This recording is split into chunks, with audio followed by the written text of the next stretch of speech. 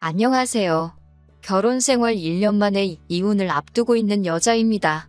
돈이 웬수인 건지 아니면 남편의 자격지심이 문제인 건지 이렇게 결혼 생활이 끝나버릴 줄은 상상도 못했습니다. 24살의 친구 소개팅으로 동갑내기인 남편을 만나게 되었습니다.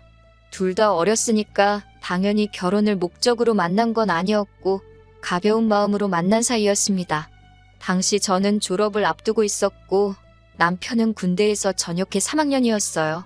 1년 정도 사귀다가 저는 유학을 갔고 남편은 졸업을 했습니다. 그 무렵에는 제가 귀국을 할지 안 할지 정해지지가 않아서 헤어진 것도 사귀는 것도 아닌 애매한 사이로 지내고 있었어요. 그러다 제가 대학원을 마치고 한국으로 취업을 하면서 귀국을 했고 남편도 그 사이에 직장을 잡았습니다. 그렇게 다시 만나게 된 저희는 2년 정도의 연애를 하고 결혼까지 하게 되었습니다. 무엇보다 그 긴 시간 동안 마음 변하지 않고 한자리에서 저를 기다려준 모습이 너무 좋았어요.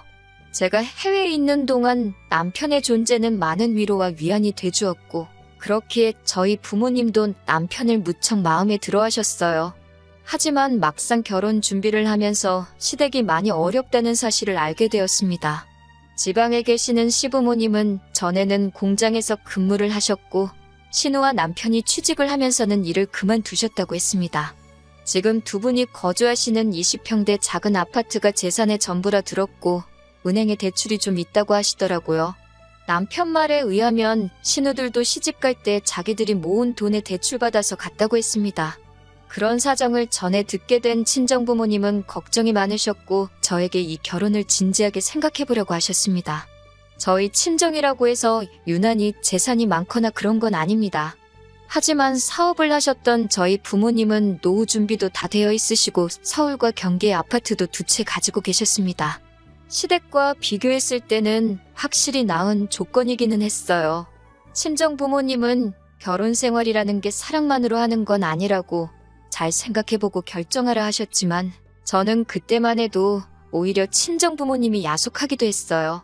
돈이라는 게 있다가도 없고 없다가도 있는 거라고 생각했고 아직 저희 둘 다 젊으니까 앞으로 열심히 벌고 모으면 된다고 생각했지 시댁의 경제 상황이 저희 부부에게 어떤 큰 영향을 끼칠 거라고는 생각지 못했거든요. 친정부모님은 제가 남편을 얼마나 사랑하는지 아셨기 때문에 이 결혼 못 시킨다라고 끝까지 말리시진 못하셨고 결국 허락해 주셨습니다. 단지 저에게 말씀하시길 살다가 힘들면 언제든 돌아오라고 하시더군요. 그렇게 결혼을 진행하게 되었습니다. 시부모님은 하객으로 부를 사람도 많지 않고 도와주실 능력도 안 되신다며 저에게 알뜰하고 간소하게 식을 올리라고 하셨습니다. 하지만 하나뿐인 딸이 결혼을 한다고 하니 친정 부모님께서는 해주실 수 있는 한 최고로 좋은 것만 해주고 싶어 하셨습니다. 친정아버지는 그냥 우리 쪽에서 다 부담하면 어떻겠냐고 하셨지만 저는 남편에게 부담을 주고 싶지도 않았고 친정 부모님께 그렇게 시작부터 손을 벌리고 싶지도 않았습니다. 그래서 결국 시부모님이 처음에 말씀하셨던 대로 간소하고 조촐하게 식을 올렸습니다. 결혼식도 지원을 못 해주신다 하셨고 신우들도 다 자기 능력으로 시집갔다고 했으니 경제적인 부분에 있어서는 시댁에 아무런 기대도 없었습니다.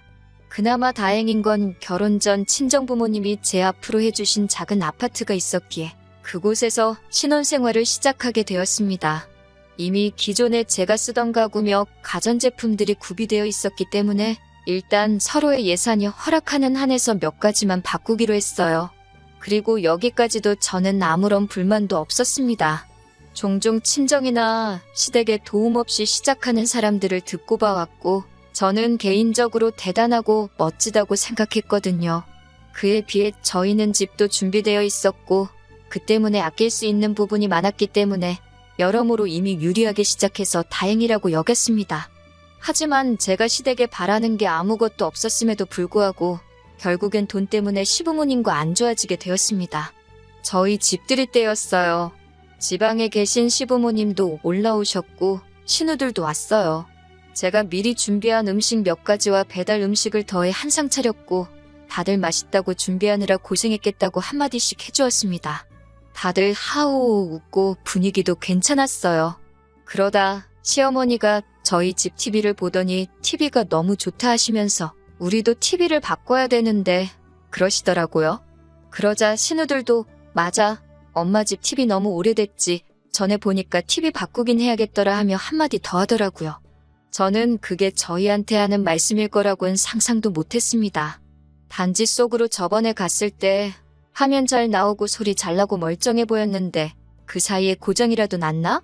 생각만 했어요. 그래서 시어머니께 TV가 왜요? 고장났어요? 라고 물었더니 시어머니가 저를 보면서 고장난 건 아닌데 니네 TV 보니까 좋아 보여서 그랬다 그러시더라고요. 그리고 결혼하면서 저희 친정아버지가 제 차를 바꿔주셨거든요. 남편은 연애할 때부터 차가 없어서 늘 제 차를 함께 썼고요. 아무튼 시부모님이 안 주무시고 바로 내려가신다 하시길래 그럼 제가 역까지 모셔다 드린다고 했습니다. 그렇게 시부모님을 차에 태워드렸는데 이번에는 연신차가 너무 좋다 하시면서 우리도 차 바꿔야 되는데 또 그러시더라고요. 제가 뭐 딱히 할 말도 없고 그래서 전 그냥 운전만 하고 있었습니다. 다만 아까 TV도 그렇고 왜 자꾸 저런 말씀을 하시지 싶기는 했어요. 집들이를 하고 며칠 지났을 때였어요. 남편이 우리 요즘 여유자금 좀 있나? 하고 물어보더라고요. 제가 조금 모아둔 돈이 있긴 한데 왜? 라고 물어보니까 아니 그럼 우리 이번에 부모님 TV 좀 바꿔드릴까? 그러더라고요. 그래서 제가 신혼인 우리가 그걸 왜 바꿔드려? 아직 우리 거 살 것도 많은데 그랬어요. 그러자 남편이 그때 시어머니가 갖고 싶어하는 거 저도 받지 않냐면서 그냥 하나 효도한다 생각하고 사드리면 안 되냐고 그러더군요. 그래서 제가 능력되면 자기가 자기 돈으로 바꿔드리라고 나는 그럴 능력이 안 된다고 그랬습니다. 그리고 그럼 우리 부모님은 뭐 해드릴 건데? 라고 물었어요. 그러자 장인 장모님은 돈 많으시잖아? 그러는 거예요. 제가 그래서 양쪽에 똑같이 할 거 아니면 싫다고 했어요. 남편 기분이 안 좋아 보였지만 저도 기분이 안 좋았기 때문에 더 이상 아무 말도 안 했습니다. 결혼 전부터 남편이 시댁에 한 달에 얼마씩 보내고 있는 건 알고 있었습니다.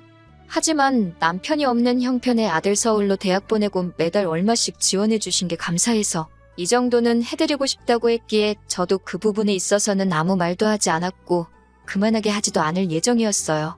사실 남편 논리대로면 저희 부모님도 돈이 남아 돌아서 저 대학 보내고 유학 보내주신 건 아니니까 평생 열심히 아끼고 모으신 걸로 해주신 거니까 저도 남편 생각처럼 친정에 돈도 드리고 싶지만 저희 친정 부모님은 제가 잘 사는 게 중요하다고 당신들은 신경 쓰지 마시라 하셨거든요.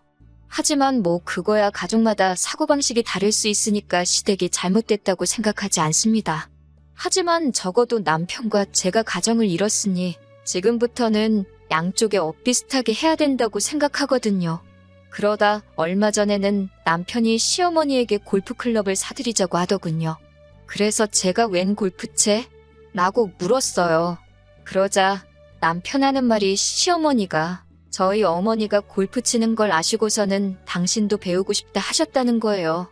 그래서 뭐 배우시는 건 상관없는데 골프클럽을 왜 우리가 사드려야 되는 거냐고 하니까 그럼 골프채도 없이 골프를 어떻게 배우냐고 하더라고요. 그래서 제가 아니 골프클럽을 살 돈이 없으시면 앞으로 골프는 어떻게 치시냐고 필드 나가고 하는 것도 다 돈 든다고 그랬어요. 그러니까 저더러 사주기 싫으면 싫다고 하지 사사건건 트집 잡으면서 뭐 그런 것까지 따지냐고 그러는 거예요. 하지만 저는 사람이 취미생활이건 뭐건 자기 능력껏 해야 된다고 믿거든요. 냉정하게 말해서 저는 저희 시어머니가 골프를 취미생활로 즐기실 여력이 없다고 생각하고요. 그래서 나는 못 사드려 그러니까 자기가 하나 사드릴 수 있으면 사드려 그랬습니다. 그런데 남편도 자기 돈으로 사주기는 아까운지 제가 그렇게 말하면 꼭 안 사드리더라고요. 아무튼 그 일이 있은 뒤 저도 마음이 편치만은 않아서 친정어머니께 이런 일이 있었다 말씀을 드렸습니다. 그러자 친정어머니는 그냥 하나 사드리지 그러냐고 하시더라고요. 그래서 제가 나는 이게 이번이 처음이 아니다. 앞으로 이런 일이 번번이 있을까봐 걱정이 된다고. 그리고 앞으로 우리도 애 낳고 하면 돈 들어갈 일이 투성이니까 미리 준비도 해야 돼서 안 될 것 같다고 그랬습니다. 친정어머니도 제 말에 동의하시고 이해해 주셨지만 그래도 시어머니와 제가 괜히 껄끄러워질까봐 걱정하시는 눈치셨어요. 친정어머니는 저에게 그러면 엄마가 쓰던 골프클럽이라도 일단 가져다 드릴래? 그러시는 거예요. 취미로 배워보신다는 거니까 한번 해보시고 정말 재밌으시면 그때 사는 걸 생각해도 되지 않겠냐고요.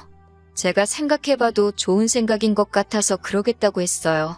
그리고 남편에게 이 소식을 전했습니다. 그러자 남편이 난리가 났어요. 시어머니를 거지로 아냐면서 어떻게 장모님이 쓰던 걸 시어머니를 가져다 줄 생각을 하냐고요. 제가 우리 형편에 당장 새 것 싸드릴 능력은 안 되니까 나는 좋은 마음으로 가져다 드리려는 건데 뭘 그렇게 난리냐고 그러니까 자기는 자기 엄마가 불쌍해 죽겠대요. 고생고생해서 자기를 이만큼 키워놨는데 자기는 효도도 마음대로 못한다면서 너무 죄송스럽고 미안하다는 거예요. 그 말을 듣고 있는데 어이가 없더라고요. 그러면 결혼은 뭐하러 했냐고 그냥 시어머니 옆에서 효도나 하고 살지라며 제가 뭐라고 했습니다. 그러자 남편이 한다는 말이 능력 있는 며느리가 있으면 더 잘해드릴 수 있을 줄 알았다는 거예요.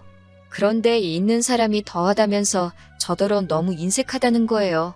진짜 이 말 듣는데 나한테 뭐 돈 맡겨놓은 거 있나 싶더라고요. 제가 시부모님이 날 키웠냐, 널 키웠지. 왜 나한테 그런 걸 바라냐고. 그러니까 자기는 장인 장모님한테 아들 같은 사위가 되려고 하는데 너는 너무 선을 긋고 있는 거 아니냐는 거예요. 그래서 제가 우리 부모님이 우리한테 뭐 사달라고 해달라고 한 게 하나라도 있냐고 물었어요. 이 집도 친정 부모님이 안 해주셨으면 어쩔 뻔했냐고요. 그러자 남편은 더 가관인 말을 하더라고요. 이 집만 아니었으면 신혼부부 특혜로 대출받아서 더 좋은 집에서 살 수도 있었는데 이 집 살면서 집값 오르니까 저만 혜택을 보고 있는 거래요. 대출받아봤자 전세밖에 더 가냐고요. 그리고 저랑 살면서 이 집값이 오르면 결국 그 돈 남편이랑 저랑 같이 쓰고 살지 저 혼자 먹고 살 거 아니잖아요. 그런데 어쩜 속으로 저렇게 멍청한 생각을 하고 있나 싶더라고요. 그날 이후로 남편과는 뭐 필요한 대화만 하면서 며칠을 지내게 되었는데 남편이 너무 찌질하고 자꾸 부담 주는 시부모님도 불편하고 이혼만이 답인 것 같더라고요. 그래서 남편에게 그냥 이혼하자고 했어요. 이런저런 스트레스 받기도 싫고 괜히 죄책감 느끼는 것도 짜증난다고요. 그랬더니 남편은 세상 천지의 어떤 며느리가 시부모님한테 뭐 하나 사드리기 싫다고 이혼을 하냐면서 자기가 미안하다고 그렇지만 자식된 입장에서 부모님께 잘해드리고 싶어서 그런 거니 저더러 이해해달라고 하더라고요. 그렇게 사과 같지도 않은 사과를 하면서 자꾸 스스로 합리화시키는 남편을 보니 더 정이 뚝 떨어졌습니다. 그래서 이혼을 하려고 알아보니 이런 사유로는 이혼을 하기가 쉽지 않았습니다. 그래서 집을 팔려고 내놨어요.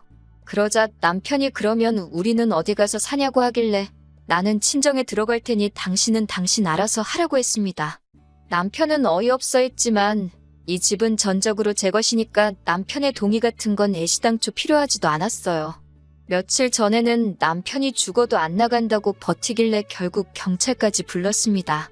결국 남편은 저에게 독한 여자라며 치사하고 더럽다고 시댁으로 갔고 이 상황을 알게 되신 시부모님이 저에게 전화를 걸어 막말과 악담을 퍼부으셨습니다. 그건 고스란히 녹음되어 제가 가지고 있습니다. 변호사 말에 의하면 이런 식의 폭언이 몇 차례 반복되면 이혼 사유가 될 수 있다고 잘 모아두라고 하더군요. 시간은 좀 걸리겠지만 벌써 마음은 홀가분합니다. 처음에는 마음 한구석으로 왠지 모를 미안함도 있었지만 그것도 이제는 훌을 털고 마음 편하게 살아보려고 해요.